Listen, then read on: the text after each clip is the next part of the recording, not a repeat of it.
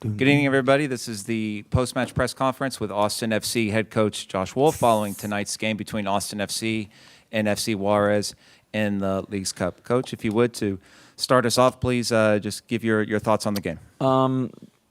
It's a tale of two halves, and I think we saw exactly what we wanted to see and how we started. We were quite good in the first 30 minutes. Could have been up a couple goals, could have been up a man. And the first goal sucks the life out of the stadium. It sucks the life out of the team, I think, to some degree. And, again, I think the second half, there's moments that are good, but you give up a goal and then you give up a second goal quite quick. It showed a lack of maturity, and we looked a little naive. There's still plenty of time when you go down 2-1. There's 25 minutes left, so that was disappointing.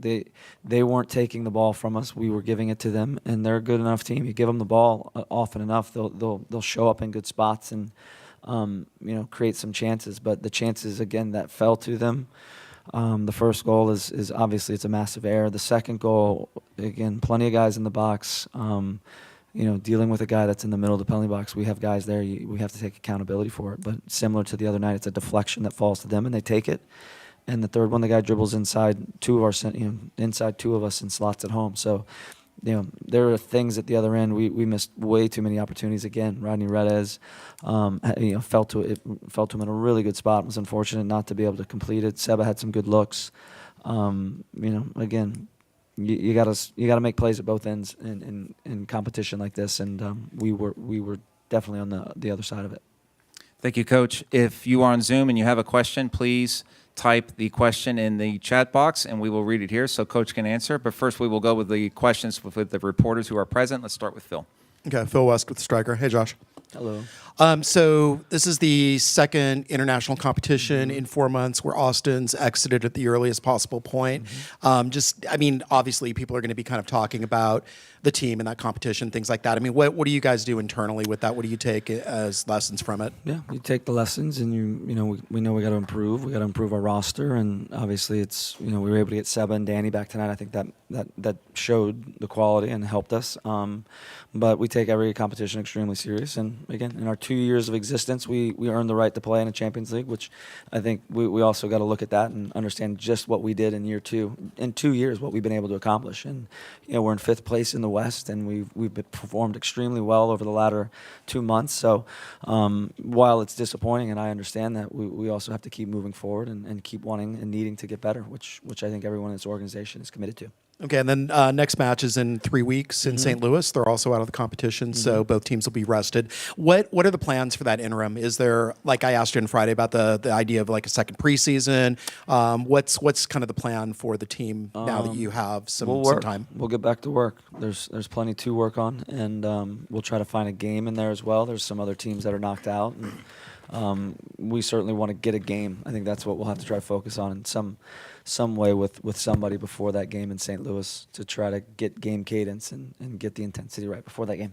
That is a big closed door, though, right? Probably, yeah. Yeah. All right, Jorge, go ahead. Yeah, Josh, we spoke to Coach Mejia, and he said he modified from first half to second half when he noticed your center backs took the ball and they usually didn't come back.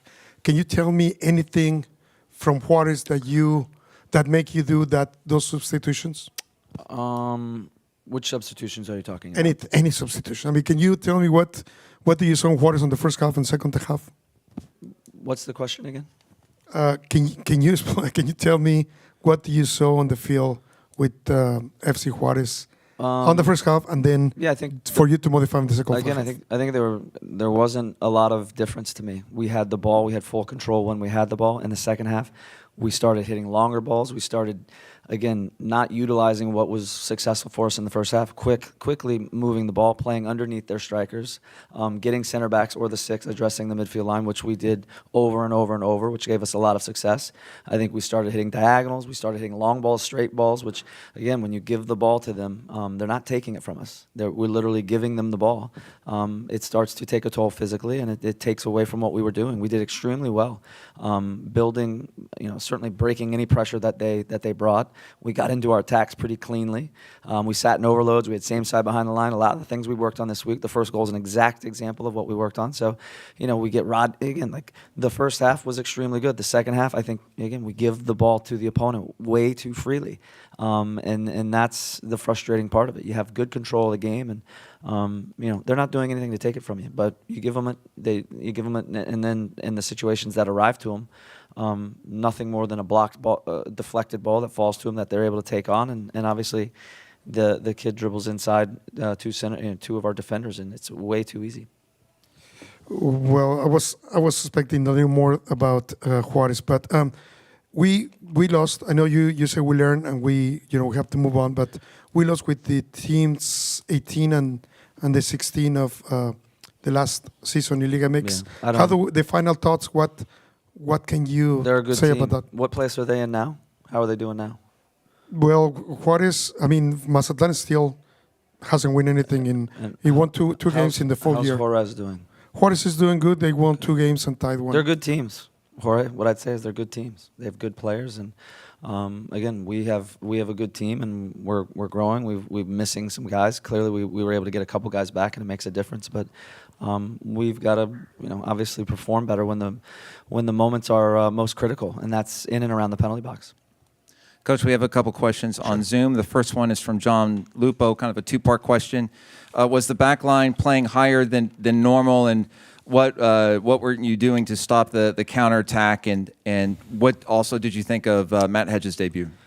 Yeah, I think the counterattack, again, that becomes more of an issue in the second half as they take the lead. The first half, again, I don't think they provided much in the attack. I think our guys did a good job. The free kick is, again, there's not much to talk about there. But they didn't create a whole lot in the first half. That shots-wise, maybe something from distance, but after the second goal when they take the lead, I think there's a need for us to stay connected as we're finishing attacks. I think our center backs need to stay connected to their attackers. So as we do finish an attack, we're close enough to deal with the first ball and not allow them to turn. And that happened 2 or 3 times quickly into the second half or in and around when they scored. So then it certainly looks like we're playing a much higher line. But at the 62nd minute or 63rd when they make it 2-1, there's still plenty of time.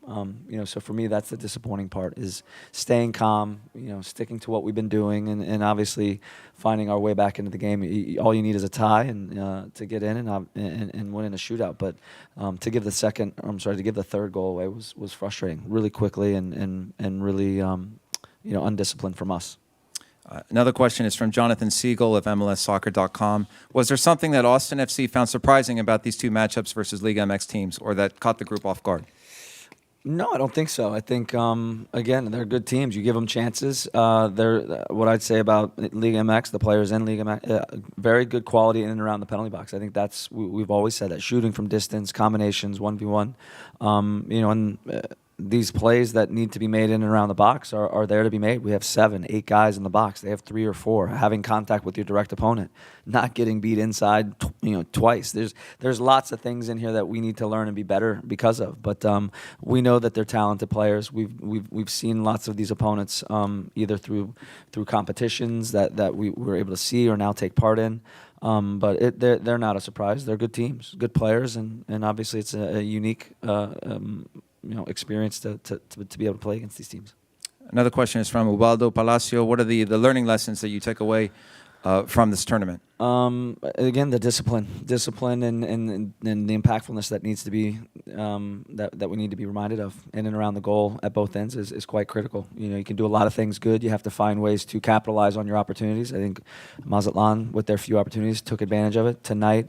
I'd say the same for FC Juarez. It could have been 3-0 in the first half. I mean, what we're doing and ripping them apart, getting in front of goal.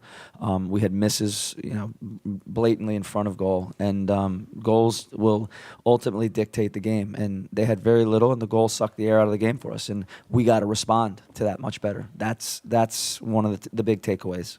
And last question, Phil. Go ahead. Yeah, so Seba was playing as a false nine, kind of more out Yeah. of necessity than anything else, given the injuries. But just kind of thoughts about that. Is that something that you thought worked to a degree? Yeah, I thought it worked. I thought it worked really well. Seba's a very talented player. He found the ball. He had probably 4 or 5 shots on the night. Areas that we like to see him get. He came underneath. He went out wide.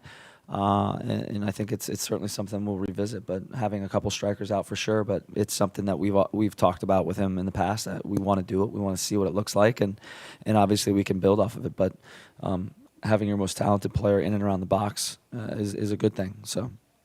This concludes the press conference, Austin FC post-match press conference. Coach, you think